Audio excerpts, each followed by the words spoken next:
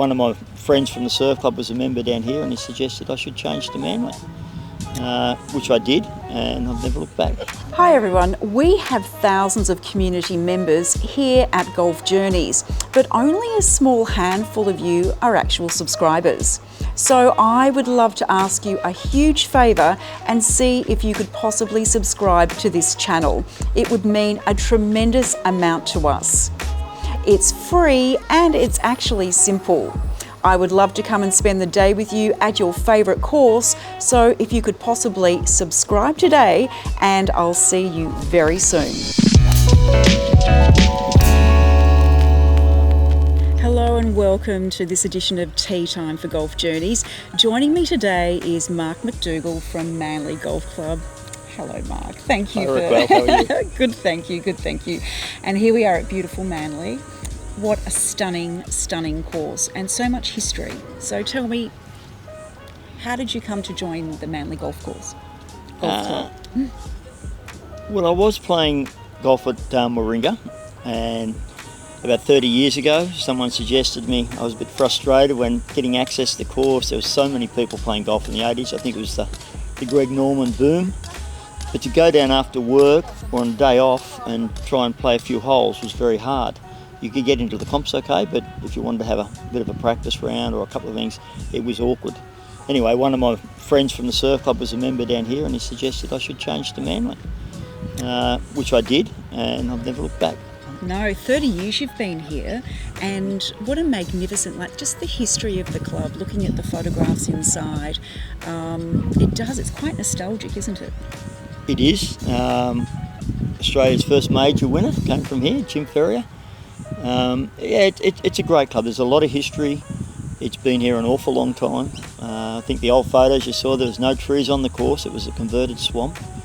They built a magnificent golf club, and history's here. It's great. And obviously you love playing here. What is it about the course that you enjoy? The course is always in very good condition. The greens are really good. The greens are always really good. They're not that quick, or you can make them quick, but at the moment they're not that quick, but the course is in a great condition. It's close to home. You can have a few beers after golf and I can walk home. There's a lot of people from the local community that I knew from the surf club or guys at the rugby club. It really is a local community club. It's great. And you also have this interesting group of players. Now tell me about them. Who are they? Okay, I belong to a group called the Insomniacs. Yeah. They've been going for about 70 odd years. They started in the late 50s. We named the Insomniacs because we always took the first tee times, the first 4 tee times or 5 tee times. It's a little awkward now to get that with online booking, but we still managed to get here pretty early and play most of the time early. The traditions have carried on. A few rules. A few rules, a little bets around the table. 20 cents for the front 9, 40 for the back, 20 for the match. We haven't put it up for the sake of tradition. 20 cents for a 4-point birdie. If it's your birthday, you must shout the table. Really? So when it's your birthday, and unlike people buying you a drink, you buy the table a drink, drinks and food. So it's a great tradition. And I mean, something that's been going for so long, and like you started out, I'd imagine that the type of people that joined as well, probably, real local community people, not necessarily bankers or judges or lawyers or... Correct. I suppose people have this vision of Manly being a posh club with high finances and rich people. Yeah, sure, there's some very well-off people here and I suppose, for want of a better word, high-ranking people in society. But the club, when I joined the Insomniacs, there was a butcher, a taxi driver, a wharfie, a lifeguard like me. There were some stockbrokers as well. It was a great cross-section of people from the community, and all mates that either knew each other from the surf club or some from the rugby club, some from both.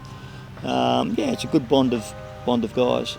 It does have that community feel to it, yes, because it's a beautiful club, quite opulent. The clubhouse is historic, but even for walking and talking with you this morning, that whole Manly community, it feels very much like a village. Yes, it is. People don't move away from Manly unless they have to. Usually, I suppose younger families find it harder to buy a house, but from my era, you could afford to buy here, and generally the people you started school with are still here.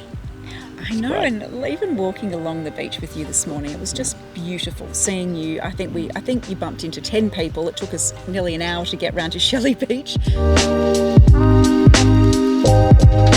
do you know each other? Yeah, I know him. Well, when I was at school, I can't remember exactly when, but I went to the local barber in Darley Road, and it was Vince and Sam. They had a partnership. Vince cut my hair, then he moved to the Corso, and now he's somewhere else. But I've been going to Vince for over 50 years as a barber. Okay, that's why we does know a good each job, other. you see.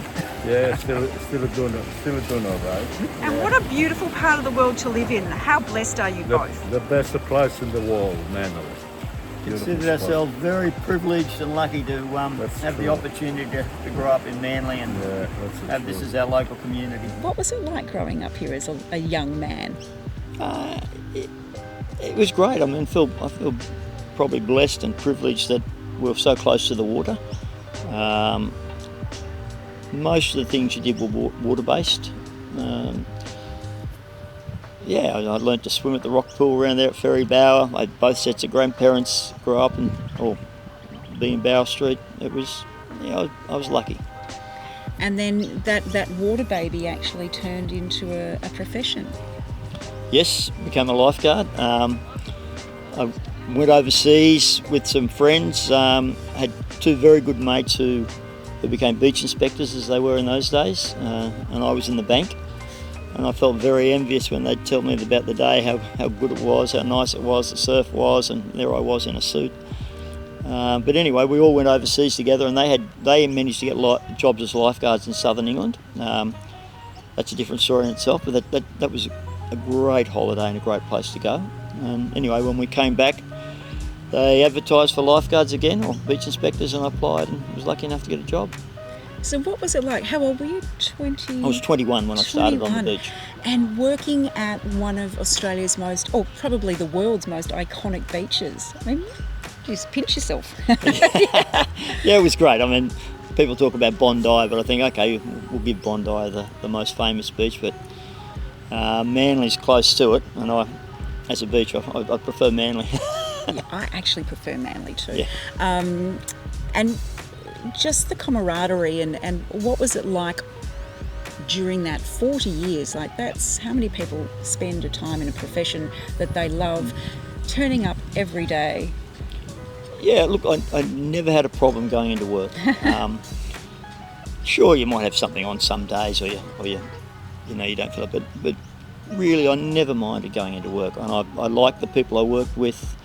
That's what I miss the most. You hear about professional footballers and different people, when they give up, they get a bit lost. Well, the camaraderie of the guys on the beach, and when you have a hard day and you finish and you have a beer, and just the teamwork of being part of a great team, it's really rewarding, and you like it. I love my job. And how have you seen the culture or just Manly change? I mean, you've lived here all your life pretty much, and how has the community changed? How has the beach culture changed? I suppose I had 5 different decades on the beaches: 70s, 80s, 90s, 10s and teens. I started in 77 and finished in 2017. In the early days, there wasn't that many international tourists like there is now. I mean, there was no international hotel. The Pacific Hotel, which was probably the first, was a dilapidated old building, and they knocked that down and built the new one, and the Siebel and the others. There was none of that.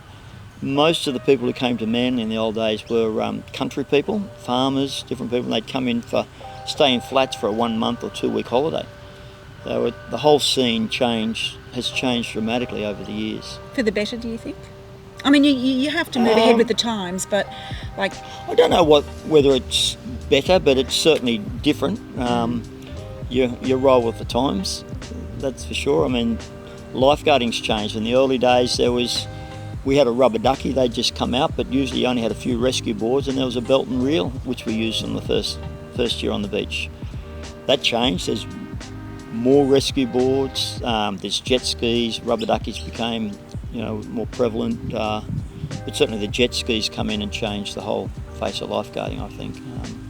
And there's drones coming along now. I know, so things change and you roll with the punches. Well, you know, safer. I mean, obviously... It is a lot safer. There's just different things that the ability to get to people and see them and PA announcements and different things. There's a lot more involved these days and levels of qualifications. In the early days you only needed a bronze medallion. You had to do a swim and a run test, which is probably harder than it is now, the physical side of things, but you didn't have all the mechanical things. Now it's more, there's equipment wise it's certainly better off, far better off these days. Do you miss it? Yeah, I miss it. Oh, yeah, Yeah. I can imagine. But I don't miss the paperwork and the council and the bureaucracy, but I certainly miss the camaraderie and the teamwork and belonging to a team and training together. And we used to have group squash games and group tennis games before work, and everyone was early morning in the old days. It was things have changed. You had the best office in the world. I mean, looking at that. I wouldn't swap it. And look, you've swapped it for this now, haven't you? Yes. Yeah, well, Yep. I'd be pretty happy from transitioning Yeah, from I've swapped water-based sports to golf. Yeah. Now tell me, how did your love affair with golf start? It started, well, when I was young we went to New Guinea for 4 years, Papua New Guinea, and had a cousin who came up, he was from Cowra, and he talked us into going down for a game of golf one day, and I had no idea what it was. And my dad had an old set of golf sticks, an old set of Kelnagels in his bag. Anyway, we went down and had a bit of a hit, and I loved it. It was bare feet or thongs. There was no golf shoes with us in those days. Sure, the members had shoes, but in those days, no, we played bare feet and just learned to hit the ball, and that's when I started. And it's a beautiful game, isn't it? Like, it's just something that you have for life, and like you said, you've got your insomniacs here. It's something you picked up a club when you were young. Yep. What do you think it does, for you personally? What is it about the game that you love so much? Well, it's great friendship.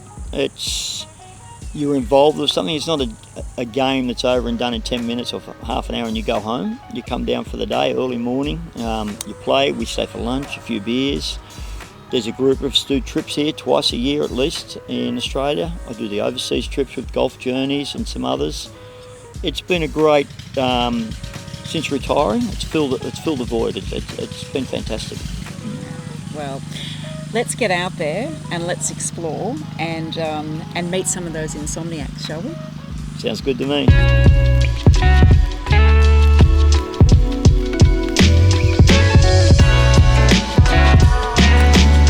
We're on the 14th hole. Mark, it's your favourite hole. Why is it your favourite hole?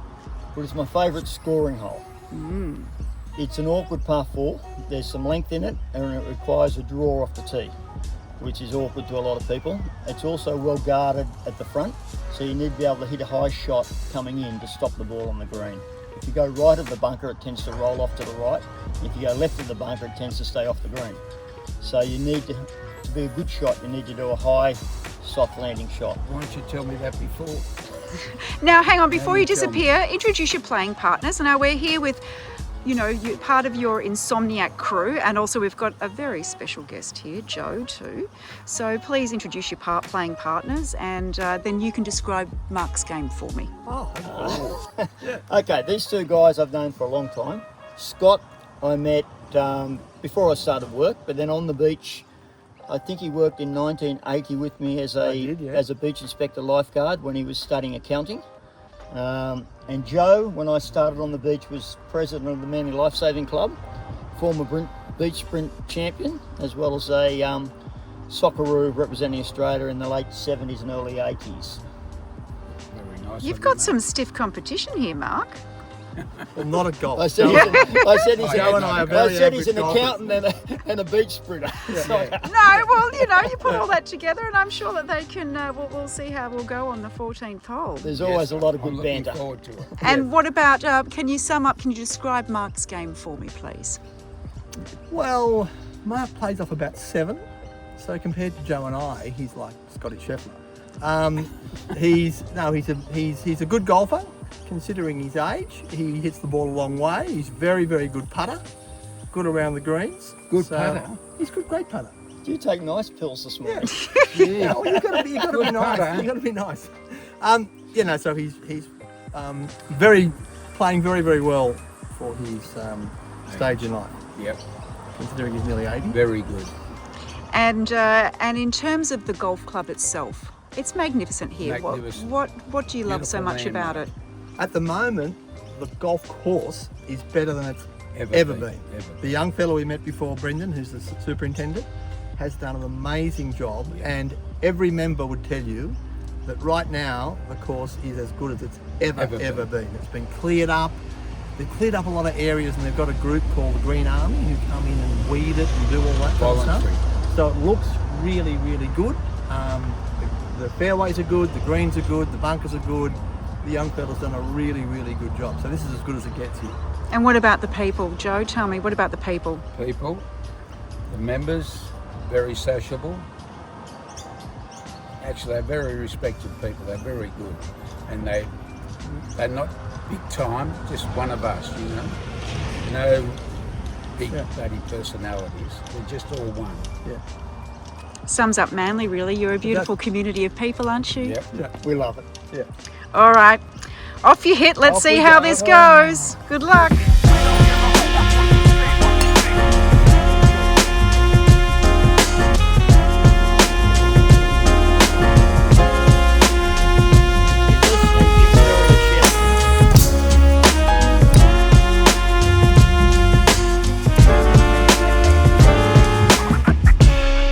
So Joe, a former member of the Socceroos, former president of the Manly Lifesaving Club, and also had a fish and chip shop, very famous, in the Corso for how many years?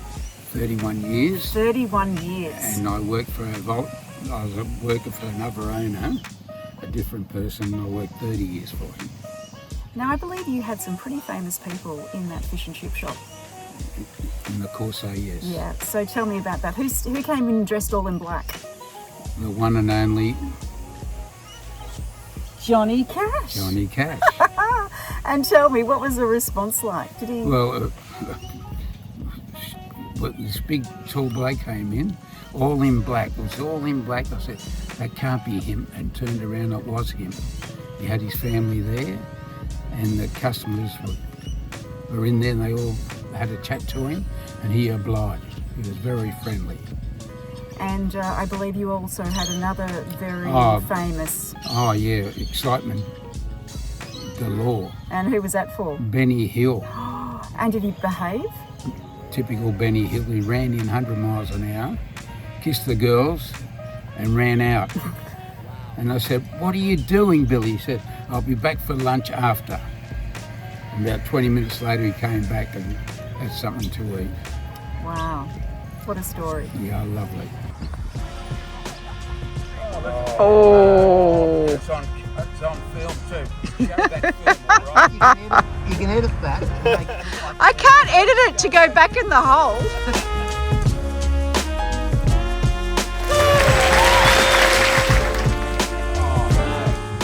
Joey, well played. Well played, sir. Well played. Well played, Bomber. Thank you, gentlemen. Thank you. Got a lot of time. Well, here we are at the 19th hole. That was a bit of fun today, wasn't it? It was great. Very enjoyable. I really loved meeting Joe and Scotty. What a great group of guys. Good fun. Yeah. Good characters of Manly. Yeah, and you know what? You said to me, Joe does not have a nasty bone in his body. Because I always think someone who plays like a sport on that level, Socceroos level, you know, they've got to have an element of something nasty about them to play at that elite level. But clearly not. He's just He's divine. blessed with speed and coordination. And I don't think he was so good you couldn't leave him out. Oh, I know. And he boasts that he never raised a sweat.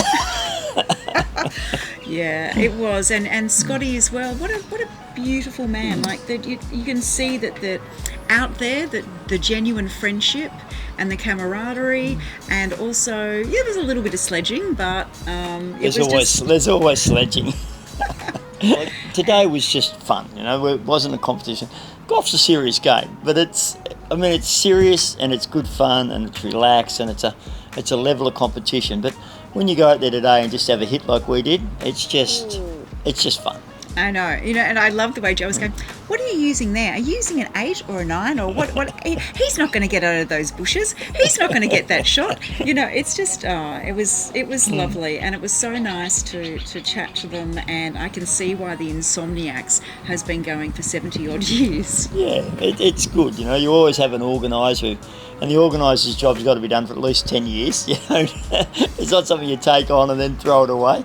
You look after the group as best you can.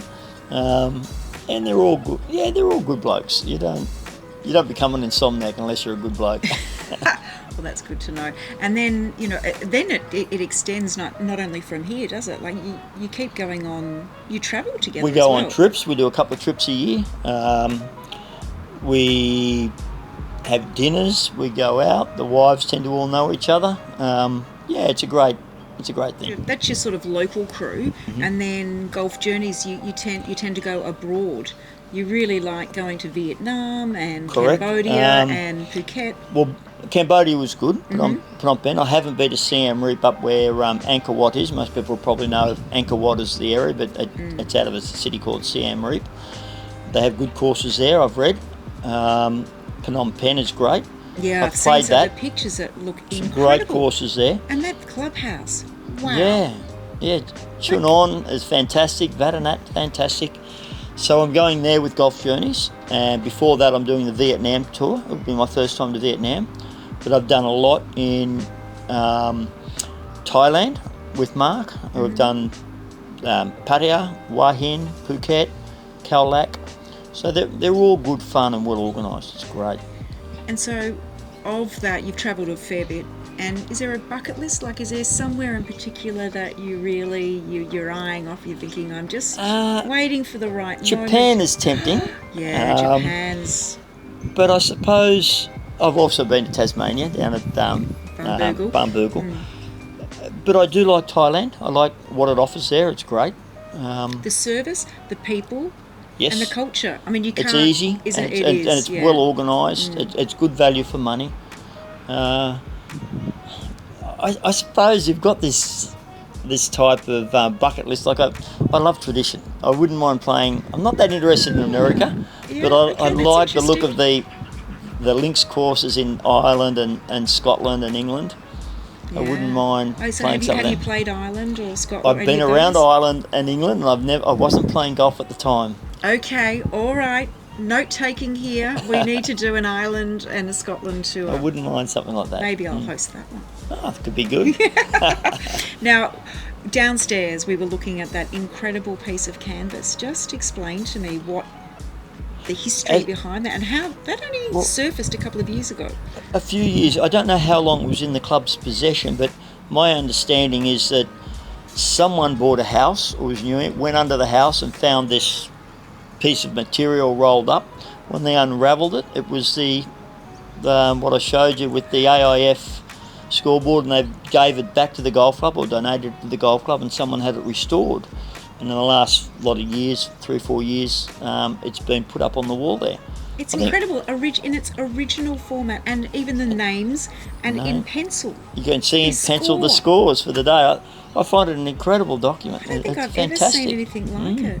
Yeah, very special. 93 years old or something, I think. That's wow. Yeah, just before the start of World War II. Right. Well, today has been an absolute delight. Thank you. Every part of it. Meeting Joe and Scotty, and what a beautiful course. Yeah. So It's a great course and good friends and a good club.